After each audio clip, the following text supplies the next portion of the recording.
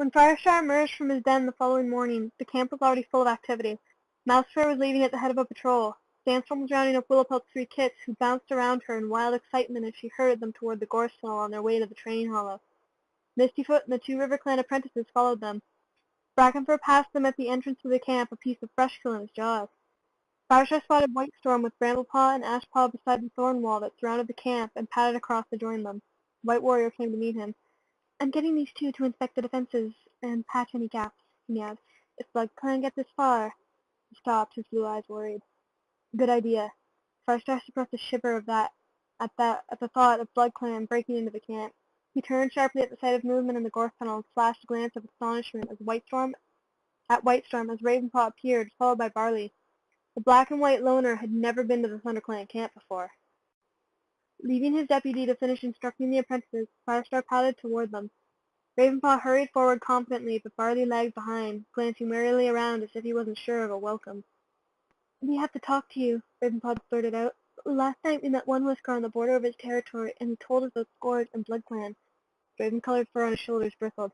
"We want to help, but more important, Barley has some information for you." Firestar dipped his head in greeting. "It's good to see you both," he meowed, "and we're grateful for any help we can get. Perhaps you'd better come to my den." Barley relaxed at Firestar's friendly greeting, and the two loners followed Firestar to the hollow beneath the high rock. Early morning sunshine slanted through the entrance and into the peaceful den. Firestar could almost forget the threat from Scourge and his bloodthirsty followers, but the serious expression of his visitors reminded him all too clearly of the shadow over the forest. "What is it?" he prompted, once the two loners were settled. Ravenpaw was gazing around him with an almost awestruck look. Firestar guessed he was remembering Bluestar, and maybe wondering how the apprentice who had trained with him had come to take the former leader's place. Barley, however, looked uneasy, crouching with his paws tucked under him as he began to speak. "I was born in Two-Leg Place," he began quietly. "I know too much about Scourge and his warriors. I suppose you could say I was once a member of Blood Clan." Firestar's interest quickened. "Go on." "First thing I remember is playing with my littermates on a patch of waste ground," Barley explained. "Our mother taught us to hunt and find food among two-leg rubbish. Later on she showed us how to defend ourselves." "Your mother mentored you?" Firestar asked, surprised. "All of you?" Barley nodded. "Blood Clan doesn't have a proper system of mentors and apprentices. It's not a clan at all the way you forest cats understand it. Most cats listen to Scourge because he's the strongest and the most vicious. Bone is a kind of deputy, and so far as he carries out Scourge's dirty work." "Bone?" Firestar asked. "Is that the big black and white cat? He was there at Four Trees." "That sounds like him." The owner's voice was filled with disgust. "He's almost as bad as Scourge. Any cats who don't do as they're told are chased off, if they're lucky, or more likely killed." Firestar stared at him. "But what about caring for kits and elders?" Barley shrugged. "A cat's mate will probably hunt for her while she's nursing her kits," he mused. "Even Scourge realizes that if there are no kits, sooner or later there's no clan. But elders or cats who are sick or injured, well, they're left to fend for themselves. It's kill or be killed, hunt or starve. There's no room for weakness." Firestar felt every hair on his pelt bristle at the thought of a clan that did not care for cats who were in need, where cats who had given good service were allowed to die if they could not care for themselves. "Then why does any cat follow Scourge?" he burst out. "Some of them enjoy killing."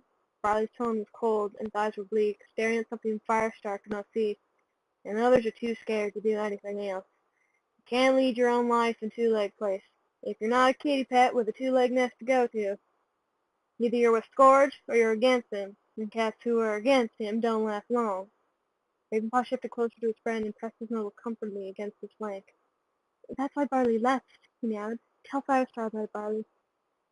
There's nothing much to tell." Barley flinched, shrinking from some dark memory.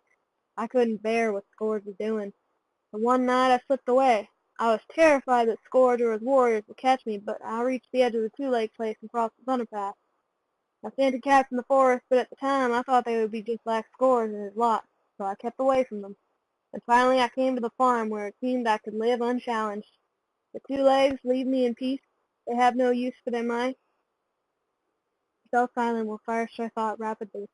Barley's words confirmed what he had already known. The Scourge was a violent and dangerous enemy.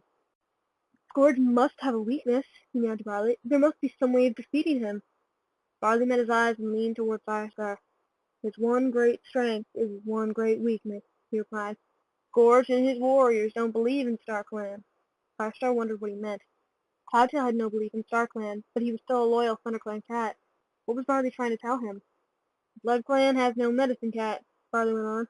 I've already told you they don't care for the sick, and if they don't believe in StarClan, there aren't any signs that could be interpreted. Then they don't follow the warrior code? That had been a stupid question, Firestar realized as soon as the words were out. Everything Barley had told him, everything he had seen for himself of the way Scourge and his cats behaved confirmed that. And you're telling me that's a weakness? All it means is they can do as they like, with no code of honor to stop them. That's true, Barley menaced. But think, Firestar. Without the warrior code, you might be just as bloodthirsty as Scourge. You might even be better at fighting him. But without the belief in StarClan, what are you then? He met Firestar's eyes steadily. Firestar's head reeled. After what Barley had told him, he dreaded BloodClan even more, and yet somewhere in his mind was a faint spark of hope, as if StarClan were trying to tell him something that he couldn't understand, or not yet. Thank you, Barley, he meowed. I'll think about what you've told me, and I won't forget that you tried to help us. That's not all we'll do. Rimpa rose to his paws. One whisker told us that you're meeting Scourge in battle in 3 days. 2 days now. When you do, we'll both be with you. Firestar stared at him, mouth open. But you're loners, he began. It's not your quarrel. Come on, Firestar, Barley mused. If Scourge and his gang take over the forest, how long do you think we would last? It wouldn't take them a quarter moon to find our barn and all the plump mice. We'd have the choice of getting out or being killed. We'd rather fight for our friends, Rimpa added quietly. Thank you. Firestar felt humbled by the depth of loyalty the two loners were showing him. All the clans will honor you. Barley snorted. I don't know about that. All I want is a quiet life, but I won't get it until BloodClan is dealt with. None of us will. Firestar's ears twitched in agreement. There's no hope for any of us while Scourge is in the forest. Firestar had said goodbye to Ravenpaw and Barley and was heading for the Sandy Hollow to check up on the training program when he spotted Longtail and Frostfur leaping down the ravine. Firestar paused and waited for them. Any news? He asked. Longtail nodded. We've been along the ShadowClan border as far as Fort Trees, he reported. There's a reek of BloodClan coming from the ShadowClan territory. You get the foul stink in your nose even from across the Thunder Path. They must be hiding out over there, Frostfur added. That makes sense, Firestar mused thoughtfully. But where's ShadowClan gone? I was coming to that. Longtail's eyes were wide with excitement. We picked up their scent at Fort Trees. The scent of many cats traveling in the same direction. I believe they crossed into RiverClan. So they went to their allies in RiverClan, Firestar mused. You wonder what sort of welcome they would get. Would Leopardstar try to regain her old authority now that Tigerstar was dead? Firestar shrugged. He had problems enough of his own without worrying about Leopardstar. Thanks, Longtail, he asked. You need to know that. Go and get something to eat. With a nod of acknowledgement, Longtail led the way into the gorse tunnel with Frostfur close behind him. Tigerstar stood watching them go, and when the tip of Frostfur's tail had vanished, he went to watch the cat's training. Graysharp was standing on a jutting slab of rock overlooking the apprentices. He pricked his ears in greeting as Firestar came to join him. How's it going? It couldn't be better, Graysharp replied. If Scourge could see us, he'd bolt straight back to the two-legged place with his tail between his legs. The Grey Warrior was wearing a look of stubborn determination that Firestar remembered from the days of his forbidden relationship with Silverstream. Briefly, he wished that he could tell Graysharp about seeing Silverstream in his dream at the Moonstone, but it wouldn't help his friend's grief. The beautiful she-cat was still dead, and Firestar hoped it would be a long time before Graystripe joined her in the ranks of StarClan. At any rate, Graystripe went on, we're the best fighting force the force has ever seen. His eyes widened as his gaze fell on a mock fight between Bramblepaw and Thornclaw. Hang on a minute. I need to give Bramblepaw a tip about his clawing action. He leapt down from the rock and bounded across the hollow, leaving Firestar to look around. Closest to him, Speckletail and Small-Ear were stalking around each other, waiting for a chance to spring. Sandstorm was instructing Willowpelt's 3 kits on the other side of the hollow. Firestar patted down to watch, and he heard her meowing. Okay, I'm a BloodClan warrior, and I've just broken into your camp. What are you going to... The last words became a screech as Sorrel Kit pounced to bit down hard on her tail. Sandstorm spun around, one forepaw raised with claws sheathed, but before she could bat Sorrel Kit away, Soot Kit and Rain Kit jumped on her from behind. The ginger she-cat vanished under a writhing mass of kits. By the time Firestar reached her, she was struggling free of them, her green eyes alight with laughter. Well done, she meowed. If I really was from BloodClan, I'd be running scared by now. Turning to see Firestar, she added, Hi there, did you see these 3? In a few moons they'll make great warriors. I'm sure they will, Firestar mewed. You're doing very well, praised him, and no cat could teach you better than Sandstorm. I want Sandstorm to be my mentor when I'm an apprentice, Stork meowed. Can't she, Firestar? No, I want her, Stork protested. Rain added, no, I do. Shaking her hand, Sandstorm let out a morale of laughter. Firestar will decide who your mentors will be, she told the kids. Now, let him see you practice those defensive moves. Firestar watched while the kids scuffled together, pretending to attack and defend themselves.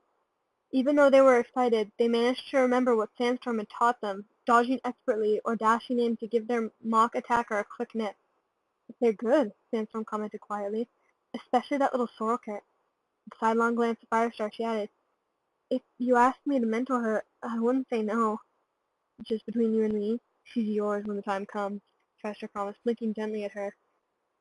Even though he and Sandstorm, the kits, and all the clan were standing on the brink of disaster, Firestar still could not suppress a burst of pride and hope. Pressing his muzzle against Sandstorm's side, he murmured, we'll win the battle. I have to believe that. Sandstorm did not reply in words, but the look she gave him said everything.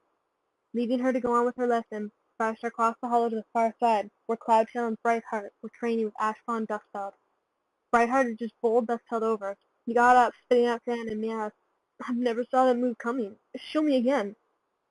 Brightheart dropped into a crouch, but relaxed a moment later when she saw Firestar.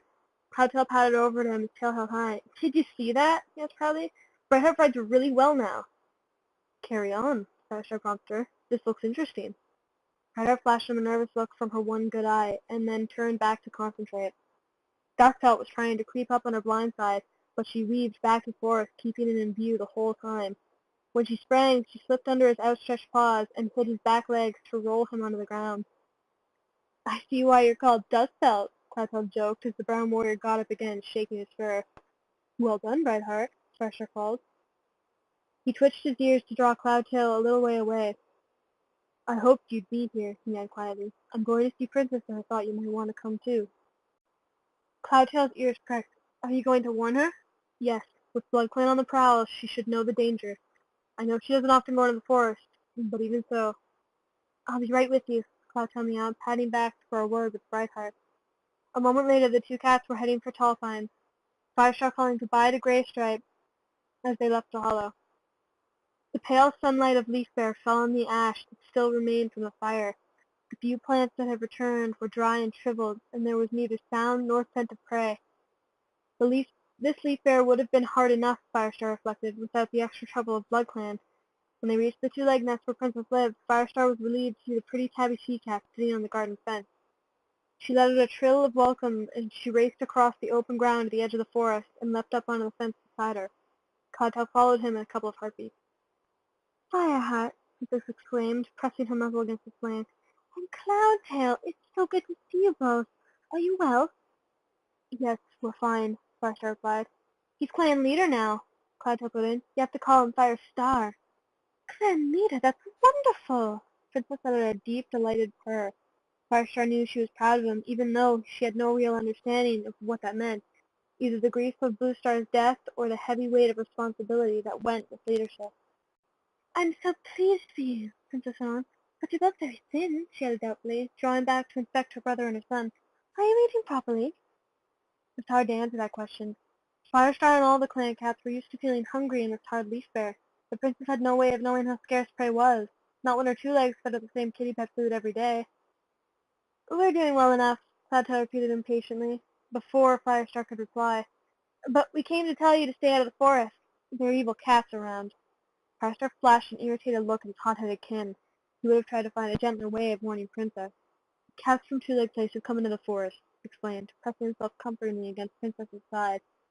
They're fierce creatures, but they should leave you alone.